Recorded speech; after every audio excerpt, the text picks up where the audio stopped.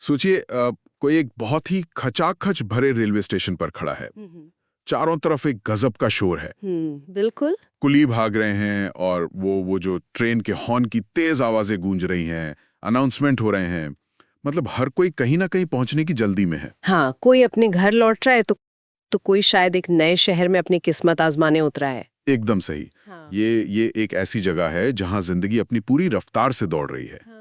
लेकिन जरा कल्पना कीजिए कि उसी भीड़ भाड़ वाले प्लेटफॉर्म से बिल्कुल सटी हुई एक पतली सी गली है। एक ऐसा कोना जहाँ ये सारी गति, ये सारा समय अचानक से आकर बस रुक जाता है। हाँ, एक ऐसा कोना जिसे जिसे शायद हर कोई देखता तो है, लेकिन सच कहें तो कोई ध्यान नहीं देना चाहता। सही कहा आपने, कोई इधर देखना ही नहीं चाहता। और आज हमारे इस गहन चर्चा में हाँ। हम उसी अनदेखी गली में उतरने वाले हैं। हाँ। हमारे पास आज स्रोत सामग्री के नाम पर कोई बहुत बड़ा लेख या भारी भरकम रिसर्च पेपर नहीं है। सिर्फ एक वाक्य है हमारे पास। हाँ, बस एक वाक्य, shadows of the railway alley से लिया गया एक अकेला वाक्य। लेकिन हमारा जो मिशन है आज, वो इस एक वाक्य के हर एक शब्द को, उसकी परतों को बारीकी से खोलना है। बिल्कुल, क्योंकि जब स्रोत इतना छोटा होता है ना, तो उसका हर एक शब्द एक बहुत बड़ा वजन लेकर आता है। बिल्कुल, हम उस सामाजिक विडंबना और जिंदा रहने की उस खौफनाक जद्दोजहद को समझने की कोशिश करेंगे। और हाँ, उस पर हमारे समाज के दोहरे नजरिए को भी, जो इस एक लाइन में छिपा है। तो चलिए इसे थोड़ा गहराई से समझते हैं। मुझे लगता है कि हमें सबसे पहले उस स्रोत को जस का तस सुनना चाहिए। हाँ, मैं इसे पढ़ता हूँ, ध्यान से सुनिएगा। एक मजबूर लड़की जो रोज शाम को रेलवे स्टेशन की एक पतली सी गली में अपना शरीर बेचती थी। क्या थी उसकी मजबूरी? क्यों करती थी वो ये गंदा काम? यहाँ मूल स्रोत में काम की जगह कम टाइप हुआ है, जिसे हम संदर्भ के अनुसार काम ही मानेंगे। बस इतना ही है? बस इतना ही। लेकिन इस एक लाइन ने मुझे कई रातों तक सोचने पर मजबूर कर दिया। मैं सबसे पहले उस जगह की बात करना चाहता हूँ जहाँ ये सब घटित हो रहा है, मतलब रेलवे स्टेशन। जो कि अपने आप में एक बहुत पावरफुल सेटिंग है ना? जब मैं रेलवे स्टेशन के माहौल की कल्पना करता हूँ, तो मुझे एक शहर की तस्वीर नजर आती है। मतलब ऐसा लगता है जैसे पूरा शहर एक जीवित शरीर है और रेलवे स्टेशन उसकी धड़कती हुई नसें हैं, जहां जहां खून की तरह लोग लगातार दौड़ रहे हैं। और शहर की इन नसों में जो दौड़ रहा है, वो असल में जीवन की गति है। मतलब रेलवे स्टेशन हमेशा यात्रा, नए अवसरों या अपनों से जुड़ने का प्रतीक होता है। हाँ, हमेशा कोई ना कोई हलचल होती है वहां। बिल्कुल। जब आप स्टेशन पर होते हैं तो आपके जीवन में एक स्पष्ट दिशा होती है। आपको पता होता है कि आपको कहीं पहुंचना है। लेकिन देखिए, मेरी उलझन यहीं से शुरू होती है। लेखक ने इस कहानी के लिए रेलवे स्टेशन जैसी भयानक भीड़-भाड़ वाली जगह के भीतर एक पतली सी गली का विरोधाभास क्यों चुना? ये बहुत ही दिलचस्प सवाल है। मतलब अगर किसी अंधेरे काम या मजबूरी को दिखाना ही था, तो वो किसी दूर-दराज के खंडर या किसी सुनसान इलाके का जिक्र कर सकता था ना? इस पतली सी गली का क्या मतलब है जो स्टेशन के ठीक बीचों बीच है? और यही विरोधाभास इस कहानी का सबसे क्रूर हिस्सा है। अगर हम इसे शहर की वास्तुकला और समाज शास्त्र के नजरिए से देखें, तो वो पतली सी गली केवल एक भौतिक स्थान नहीं है। तो फिर वो क्या है? वो अलगाव का यानी आइसोलेशन का एक जीता जागता रूपक है। देखिए, खंडर शहर से बाहर होता है, लेकिन ये गली मुख्य धारा के ठीक बगल में है। ओह! मतलब आप सब कुछ देख सकते हैं। हाँ, आप स्टेशन पर मुख्य धारा की जिंदगी से सिर्फ 10 कदम दूर हैं, लेकिन फिर भी आप उस जिंदगी का हिस्सा नहीं हैं। ये तो मतलब हाशिए पर पड़े हो ना, कुछ ऐसा है कि आप दुनिया को देख रहे हैं, लेकिन कोई आपको नहीं देख रहा। हाँ, ठीक ऐसा ही। हजारों लोग उस गली के पास से गुजरते होंगे, लेकिन उनके लिए वो गली एक ब्लाइंड स्पॉट है। एक ब्लाइंड स्पॉट हूँ? जी। वे उसे देखना ही नहीं चाहते। और लेखक ने जानबूझकर ये विरोधाभास खड़ा किया है ताकि वो हमें बता सके कि ये मजबूरी कहीं दूर जंगलों में नहीं घट रही है। हमारी आंखों के सामने घट रही है। बिल्कुल। हमारी रोजमर्रा की जिंदगी के ठीक बगल में, जहां एक तरफ लोग अपने भविष्य की ओर तेजी से बढ़ रहे हैं, वहीं उस गली में उस लड़की का वर्तमान पूरी तरह से ठहरा हुआ है। कोई गति नहीं। कोई गति नहीं, कोई भविष्य नहीं। ये सच में एक बहुत ही डरावना विचार है, सबके बीच होते हुए भी पूरी तरह से अदृश्य होना। और इस ठहराव को स्रोत का एक और हिस्सा बहुत गहराई से पूछता करता है। वो शब्द हैं रोज शाम को। रोज शाम को। मुझे लगता है कि ये सिर्फ समय बताने के लिए नहीं लिखा गया है, मतलब इसके पीछे कुछ और भी है। तो आपको क्या लगता है कि शाम के समय का यहाँ क्या मनोवैज्ञानिक महत्व हो सकता है? देखिए, शाम का समय आमतौर पर हम इसे कैसे देखते हैं? दिन भर की थकान के बाद एक मजदूर हो या कोई नौकरी पेशा इंसान, वो अपने घर की ओर लौटता है। हाँ, एक आराम की उम्मीद में। बिल्कुल। शाम मतलब राहत, शाम मतलब एक सुरक्षित जगह पर वापसी। लेकिन यहाँ यहाँ शाम का मतलब है एक भयानक शुरुआत, आपने बिल्कुल सही नब्ज पकड़ी है यहाँ। है ना? जी। जब जब बाकी दुनिया के लिए सुरक्षा और आराम का समय शुरू होता है, ठीक उसी वक्त, उसी पल उस लड़की की एक अंतहीन और कठोर दिनचर्या शुरू होती है। एक ऐसी शिफ्ट जो शायद कोई नहीं करना चाहेगा। हाँ, और यहाँ रोज शब्द का इस्तेमाल इस बात को स्थापित करता है कि ये कोई एक दिन की दुर्घटना नहीं है या कोई एक बार की घटना नहीं है। ये एक चक्र है, एक लूप है। एक ऐसा ट्रैप जिससे वो बाहर नहीं निकल सकती। एकदम सही। ये हमें सर्वाइवल या कहें कि जीवित रहने की उस क्रूरता को दिखाता है, जहां सूरज का ढलना आराम का नहीं बल्कि शरीर को फिर से खतरे में डालने का अलार्म है। उफ, शरीर को फिर से खतरे में डालना। हाँ, रोज शब्द पाठक के मन में ना एक गहरी थकान पैदा करता है। आप कल्पना कर सकते हैं कि अगर इसके बारे में पढ़ना इतना भारी लग रहा है तो उस चक्र को रोज जीना कितना भयावह होगा। बिल्कुल, ये सोचकर ही रोंगटे खड़े हो जाते हैं। खैर, यहाँ से मेरी उत्सुकता उस सवाल की तरफ जाती है जो वाक्य के बीच में अचानक से उभर कर आता है। क्या थी उसकी मजबूरी? हाँ, लेखक लिखता है, क्या थी उसकी मजबूरी। अब मैं यहाँ अपनी थ्योरी रखना चाहता हूँ। जी बताइए। मुझे कभी-कभी लगता है कि शायद लेखक यहाँ सिर्फ एक सस्पेंस बना रहा है। मतलब जैसे कोई थ्रिलर उपन्यास हो ना, वो हमें हुक करना चाहता है ताकि हम आगे की कहानी पढ़ें। क्या ये सिर्फ हमारी दिलचस्पी जगाने का एक तरीका नहीं है? देखिए, सतह पर देखने से ये किसी कहानी को आगे बढ़ाने वाले हुक जैसा ही लगता है। मैं आपकी बात समझ रही हूँ। हाँ, लेकिन अगर हम वाक्य की संरचना और उसके मनोविज्ञान को थोड़ा और गहराई से विश्लेषित करें तो कुछ और ही नजर आता है। अच्छा, तो क्या नजर आता है? ध्यान दीजिए कि लेखक ने कृत्य का मतलब उस काम का जिक्र करने से पहले किस शब्द का इस्तेमाल किया है। उसने वाक्य की शुरुआत ही एक मजबूर लड़की से की है। ओह हाँ, उसने एक वेश्या या एक अपराधी नहीं लिखा, उसने मजबूर लड़की लिखा है। और यही सबसे बड़ा संकेत है।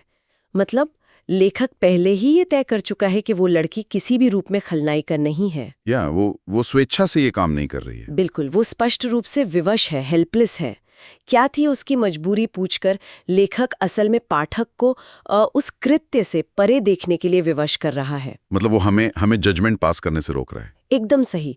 जब हम पढ़ते हैं कि कोई अपना शरीर बेचता है तो समाज की जो हमारी पहली प्रतिक्रिया होती है ना, वो अक्सर नैतिक फैसले की होती है, मॉरल जजमेंट की। हाँ, हम तुरंत एक राय बना लेते हैं। जी, लेकिन ये सवाल एक ब्रेक की तरह काम करता है। ये हमें रुकने पर मजबूर करता है और सोचने को कहता है कि इसके पीछे का क्यों क्या है। हाँ, जैसे क्या वो अत्यधिक गरीबी का शिकार थी? या क्या किसी ने उसे धोखा दिया था? क्या वो मानव तस्करी के जाल में फंसी थी? लेकिन स्रोत हमें इन सवालों के सीधे जवाब तो नहीं देता। नहीं देता, और शायद जवाब न देना ही इस वाक्य की असली ताकत है। वो कैसे? क्योंकि देखिए, जवाब चाहे जो भी हो, मूल बात यह है कि यहाँ विकल्प शून्य है, चॉइस नहीं है उसके पास। हाँ, ये बात तो है। हम अक्सर मानते हैं कि इंसान अपने फैसले खुद लेता है, लेकिन मजबूरी शब्द ये स्थापित करता है कि जब बात सर्वाइवल की आती है ना, तो बहुत से लोगों के पास फैसले लेने की लग्जरी नहीं होती। फैसले लेने की लग्जरी, ये बहुत ही गहरी बात कही आपने। और ये बात मुझे उस विशिष्ट शब्दावली की तरफ ले जाती है जो स्रोत में इस्तेमाल हुई है। आप अपना शरीर बेचती थी की बात कर रहे हैं? हाँ, आजकल हम अक्सर सेक्स वर्क या ऐसे अन्य शब्दों का इस्तेमाल करते हैं जो सुनने में थोड़े अधिक सैनिटाइज्ड या साफ सुथरे लगते हैं। लेकिन स्रोत की भाषा बहुत ही कच्ची है, एकदम रॉ। शरीर बेचना, ये सुनते ही ना एक बहुत ही लेन देन वाली एक ट्रांजैक्शनल फीलिंग आती है। ऐसा क्यों है? क्योंकि साफ सुथरे शब्द अक्सर उस कृत्य की क्रूरता को छिपा देते हैं। अच्छा। शरीर बेचना सीधे तौर पर उस अमानवीकरण की ओर, मतलब उस डीह्यूमनाइजेशन की ओर इशारा करता है जो उस स्थिति में होता है। मतलब इंसान को एक वस्तु बना देना। जी, ये दर्शाता है कि जीवित रहने के लिए उस लड़की को अपने भौतिक शरीर को अपनी चेतना से, अपनी भावनाओं से अलग करना पड़ता है। बाप रे। शरीर सिर्फ एक वस्तु बन गया है जिसका बाजार में सौदा हो रहा है। ये भाषा जानबूझकर पाठक को असहज करने के लिए है, ताकि हम वो क्रूरता महसूस कर सकें। बिल्कुल। देखिए, यहां तक तो मुझे सब समझ में आ रहा है। स्रोत की भाषा हमें सहानुभूति की ओर ले जा रही है, हमें उसकी विवशता महसूस करवा रही है। हाँ, वो हमें जोड़ रही है उससे। लेकिन यहां से ये वाक्य एक ऐसा मोड़ लेता है जो मेरे लिए सच में एक बहुत बड़ा सिरदर्द बन गया है। ऐसा क्या है उसमें? मैं सच कहूं तो इस अंतिम हिस्से को लेकर मैं बहुत कंफ्यूज्ड हूं और मुझे इसमें एक बहुत बड़ा विरोधाभास नजर आ रहा है। कैसा विरोधाभास? मैं सुनना चाहूंगी। देखिए, अभी हमने पूरी बात की कि लेखक कैसे उस लड़की के प्रति गहरी सहानुभूति दिखा रहा है, उसे मजबूर कह रहा है, हाँ, उसके क्यों को समझने की कोशिश कर रहा है। लेकिन उसी वाक्य के बिल्कुल अंत में स्रोत अचानक से एक बहुत ही कठोर और निर्णयात्मक शब्द का इस्तेमाल करता है। आप ये गंदा काम की बात कर रहे हैं? हाँ, ये गंदा काम, मतलब ये एक बहुत ही तेज बदलाव है, एक विप्लैश की तरह। मैं सहमत हूँ, ये एकदम से टोन बदल देता है। वही तो, मतलब एक तरफ तो आप उसकी व्यवस्था को स्वीकार कर रहे हैं, आप मान रहे हैं कि उसके पास कोई विकल्प नहीं है, और दूसरी तरफ उसी सांस में आप उसी विवशता के परिणाम को जजमेंट के नजरिए से गंदा काम कह रहे हैं। ये दोनों बिल्कुल विपरीत नजरिए एक ही इंसान के दिमाग में और एक ही वाक्य में एक साथ कैसे मौजूद हो सकते हैं? क्या लेखक यहाँ ढोंग कर रहा है? ये एक बेहद ही महत्वपूर्ण और गहरा सवाल है, और इसका जवाब देने के लिए हमें पूरी तरह से निष्पक्ष होकर इसे एक समाज शास्त्रीय नजरिए से देखना होगा। मतलब हम किसी को सही या गलत नहीं ठहरा रहे हैं यहाँ। बिल्कुल नहीं। हम यहाँ ये नहीं कह रहे हैं कि लेखक सही है या गलत, बल्कि हम बस ये डिकोड कर रहे हैं कि ये भाषा काम कैसे करती है। हाँ, हम सिर्फ इस मनोविज्ञान को समझना चाहते हैं कि ये शब्द पन्ने पर एक साथ कैसे आए। तो इसका सीधा सा कारण है संज्ञानात्मक असंगति, जिसे कॉग्निटिव डिसोनेंस कहते हैं, और सामाजिक रक्षा तंत्र यानी social defence mechanism. Social defence mechanism, Yes. ये कैसे काम करता है यहाँ? देखिए, गंदा काम शब्द सीधे तौर पर उस सामाजिक कलंक को, उस स्टिग्मा को दर्शाता है जो इस पेशे से जुड़ा हुआ है। जब समाज किसी को इस तरह की अत्यधिक मजबूरी में देखता है ना, तो एक स्तर पर इंसान होने के नाते सहानुभूति पैदा होती ही है। लेखक उस लड़की का दर्द महसूस कर रहा है, लेकिन वो सामाजिक नियमों से बंधा हुआ है। बिल्कुल।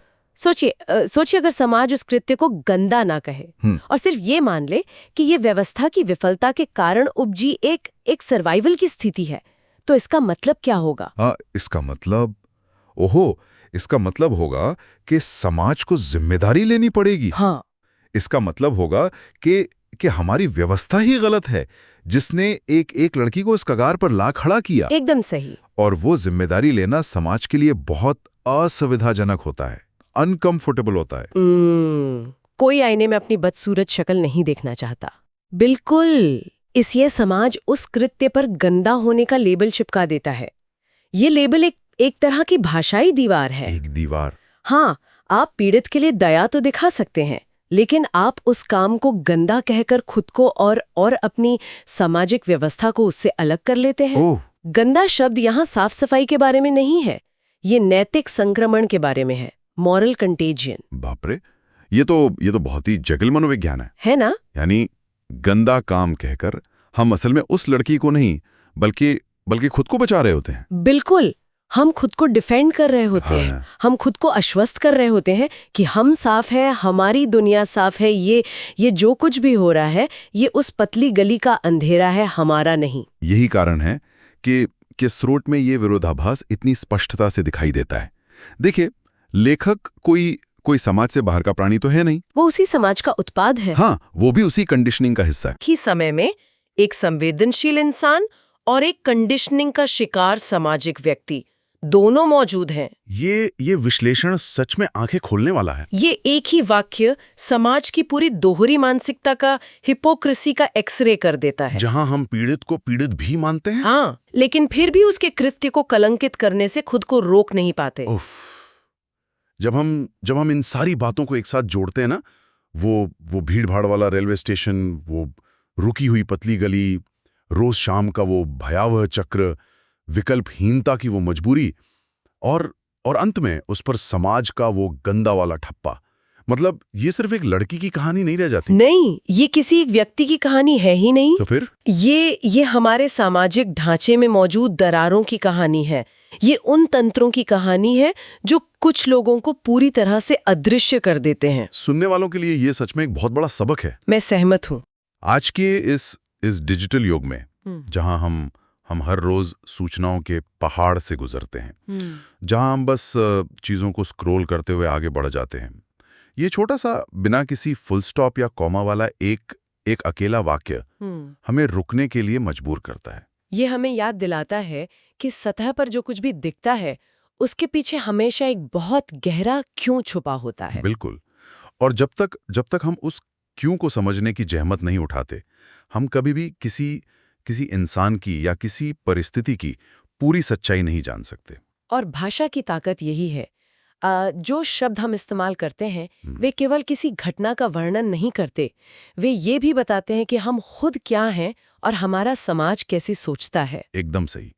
तो आज की इस गहरी चर्चा को समेटते हुए मैं उस बात पे वापस जाना चाहता हूं जहां से हमने शुरुआत की थी। वो रेलवे स्टेशन और उसकी वो पतली गली। हाँ, आज की इस चर्चा के बाद एक बात जो मेरे मन में बहुत गहराई से बैठ गई है वो ये है कि यदि हमारे रेलवे स्टेशनों की उस अंधी रफ्तार के बीच और हमारे शहरों की उन छुपी हुई पतली गलियों में इतनी गहरी अनकही और दर्दनाक मजबूरियां रोज शाम अपना रूप बदलती हैं, तो हम हर दिन अपने रोजमर्रा के रास्तों पर ऐसे कितनी ही परछाइयों के पास से बिना रुके गुजर जाते होंगे, बिना एक बार भी ये सोचें या बिना एक बार भी ये पूछें कि आखिर उनके उस अंधेरे के पीछे की कहानी क्या है।